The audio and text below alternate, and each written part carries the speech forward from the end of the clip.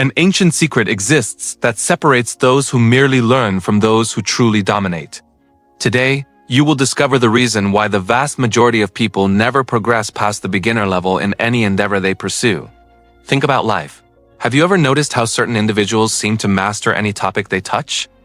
They learn an instrument in months, master a new language in a year, and build successful businesses from scratch, while others spend a lifetime trying to figure out the basics. Most people look at these high achievers and say, they're just talented or they were born with a gift. They use this excuse to stop trying, telling themselves that without a natural gift, mastery is impossible. This is the biggest lie you could ever tell yourself. In reality, these masters share a commonality that is never taught in schools, universities, or online courses. In feudal Japan, there was a system of learning so powerful that it transformed ordinary peasants into lethal warriors and mediocre artisans into masters whose work lasted for centuries. This system had nothing to do with intelligence or natural talent. It was entirely about understanding the three invisible stages that separate a fan from a master. They called this system Shuhari. When you understand how it works, you stop being the person who starts 1,000 things and finishes none. You become someone who can master anything at will, but it comes at a price. You must accept something your ego will absolutely hate to hear. Before we dive into this complete system, I invite you to subscribe, like this post, and tell me in the comments what skill, be it guitar, programming, or a language you want to master. Now, let us begin with the story of the lost apprentice. The journey starts in feudal Japan with a young man named Yamato. He had a dream that consumed his every thought: to become a samurai.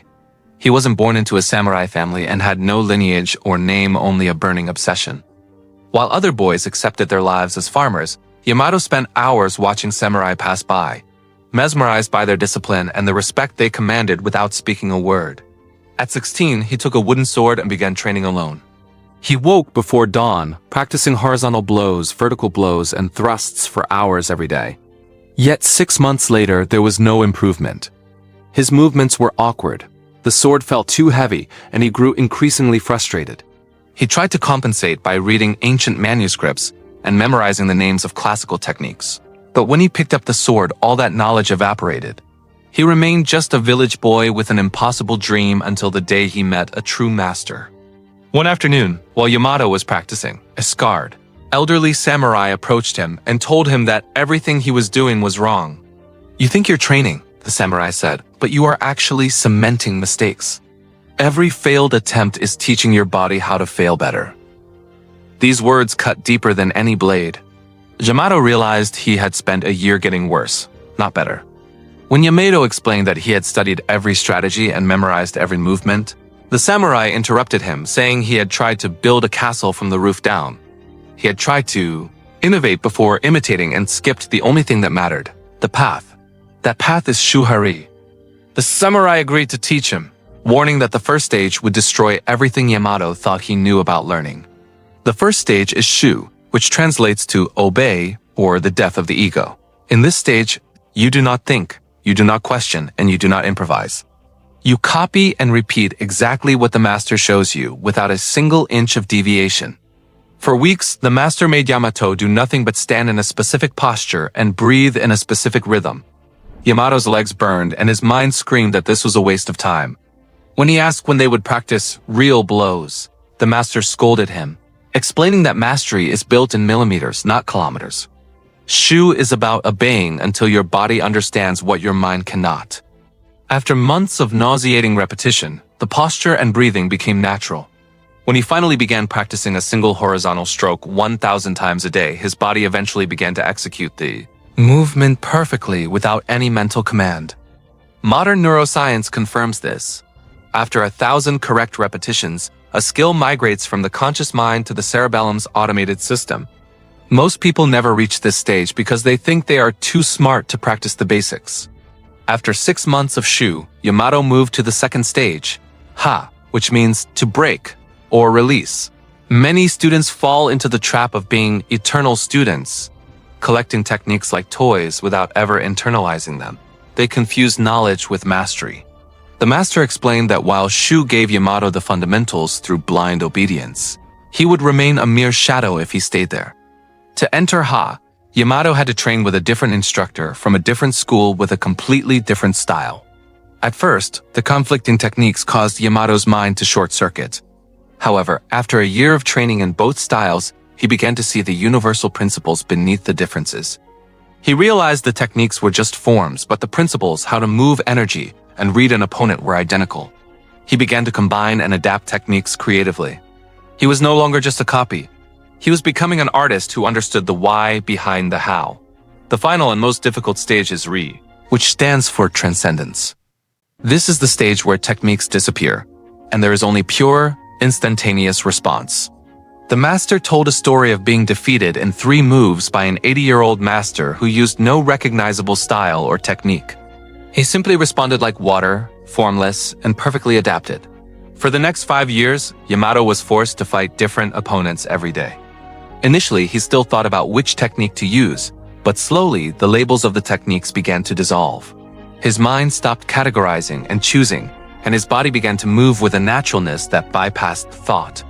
This is the pinnacle of mastery, when you are no longer doing the task, but the task is doing itself through you. By following Shuhari, you move from a student who obeys, to a practitioner who breaks the rules, to a master who transcends them entirely. Yamato's transformation began the moment he abandoned the conscious thought of applying a technique and simply allowed himself to act. During a particularly harrowing battle against 3 simultaneous opponents, a mental barrier shattered, or perhaps more accurately, a spiritual door opened. Throughout the fight, Yamato made no deliberate decisions. His body moved with a fluid, autonomous grace. He blocked, spun, and counterattacked without a single flickering thought in his mind, feeling more like a witness to the combat than the one directing it. When the confrontation ended with his opponents on the ground, Yamato was breathing effortlessly, his mind a blank slate regarding the specific moves he had executed. His teacher, watching from the shadows, wore a strange smile and remarked that the Yamato had finally stopped fighting. When Yamato protested that he had just fought 3 men, the master corrected him. His body had merely responded to the moment. There was no ego making choices, only pure presence. He had finally transcended the techniques, making them so deeply a part of his soul that they had become invisible even to him. This state of being is not merely mythical. It is grounded in neurological reality. Cognitive researchers who have spent decades studying embodied expertise explain that when a practitioner reaches the pinnacle of mastery, a fascinating shift occurs in the brain. Activity in the prefrontal cortex, the region responsible for conscious, analytical decision-making, decreases dramatically. In its place, the older, more instinctive structures of the brain take command. At this stage, the expert is no longer performing a skill. The skill is being expressed through them. Neurologically, the individual and their ability have merged into a single entity. This was the level Yamato attained as he aged, evolving from a village boy with impossible dreams into a samurai master whose reputation spread to distant lands. When young students sought him out, they always asked the same superficial question: "Master, how many techniques do you know?" Yamato's answer that he knew none, and yet he knew them all, consistently baffled them. They craved numbers, lists, and tangible structures, unable to grasp that techniques are merely fingers pointing at the moon. Most people spend their lives obsessed with the finger and never actually look at the moon. One day, a boastful young man challenged Yamato, claiming his own instructor knew 500 distinct techniques. Yamato simply invited the youth to attack him with any of them. The young man launched into a complex, highly practiced maneuver, but with a nearly imperceptible shift in angle and posture, Yamato disarmed him instantly. He explained to the stunned youth that while 500 techniques provide options, they are ultimately a cage. Yamato didn't use a technique. He provided the unique, perfect response required by that specific, unrepeatable moment in time.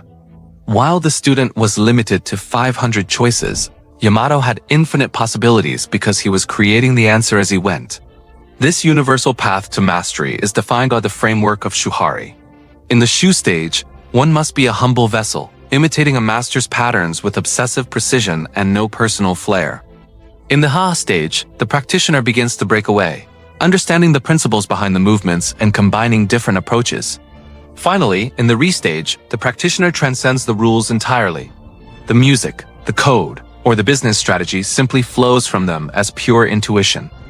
Whether you are learning an instrument, programming a complex system, or building an empire, the process remains the same. However, the modern generation often falls into a toxic trap, believing they are too special or creative to follow the rules of the Shu stage. They attempt to innovate before they have even learned to imitate, leading to a shallow existence where they know a little about everything but are masters of nothing. True mastery demands a high price: the death of the ego and the commitment to repetitive, often boring fundamentals. Research from institutions like Oxford University confirms that world-class experts, whether in sports, music, or science, unanimously follow this three-stage progression of imitation, experimentation, and finally, intuition. There are no shortcuts and no hacks. Yamamoto's greatest regret at the end of his long life was that he didn't start the humble process of Shu even earlier, wasting time trying to find his own smart way instead of trusting the established path. To reach the level of a master, one must choose a single skill, find a true mentor, and submit to the process of perfect imitation until the skill becomes part of their very DNA. Only then can one move through the stages of growth to eventually reach where the journey never truly ends, but simply transforms into a state of permanent, effortless excellence.